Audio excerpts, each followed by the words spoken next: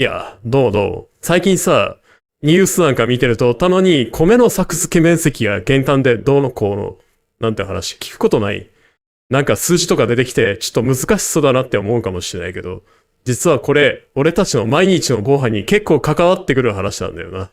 まずさ、作付け面積って言葉だけど、字のままなんだわ。作付けっていうのは、まあ畑とか田んぼに作物を植えて育てることだろう。で、面積は土地の広さ。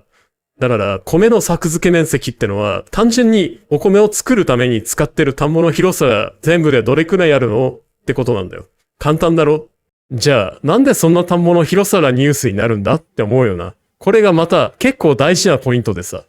考えてみてくれよ。お米を作る田んぼの広さがめちゃくちゃ広かったら、当然たくさんお米が取れるわけだ。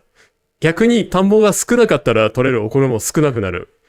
当たり前っちゃ当たり前だけど、この米の量が、俺たちがスーパーで買うお米の値段に響いてくるんだよな。例えばさ、農家の人たちが、よし、今年はガンガンお米作るぞって、みんなでたくさん田んぼで作ったとするだろう。そうすると、お米が市場に溢れちゃって、供給過多ってやつだ。そうなると、お米の値段がガクンと下がっちゃうことがあるわけ。農家の人たちも、手間暇かけて作ったのに儲けが少なくなっちゃうと困るよな。逆に、今年はあんまり作らないでおこうか。で、作付け面積が減ると、お米の量が少なくなって、今度は値段が上がっちゃうかもしれない。そうなると、俺たち消費者がね、お米高いなーってなっちゃうわけだ。だから、国とか農協とか、そういうところが中心になって、今年はこれぐらいの面積で作りましょうかね、とか、ちょっと作りすぎだから、来年は少し面積を減らしましょうか、なんて調整をしたりするんだよ。昔よく聞いた減反政策なんてのは、まさにこの作付け面積を減らしましょうっていう話だったんだな。家庭菜園とかやる人ならイメージしやすいと思うんだけど、今年はトマトをこのくらいのスペースで植えて、キュウリはこっちで、って畑の広さ考えるだろう。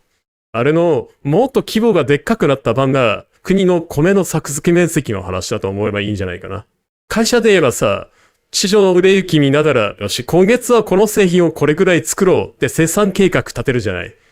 あれの農業バージョンみたいなもんだよ。需要と供給のバランスを取ろうとしてるわけだ。ここ群馬だって米作りやってるところ結構あるのな。うちの近所でも春になると田植えの準備してるの見かけるし、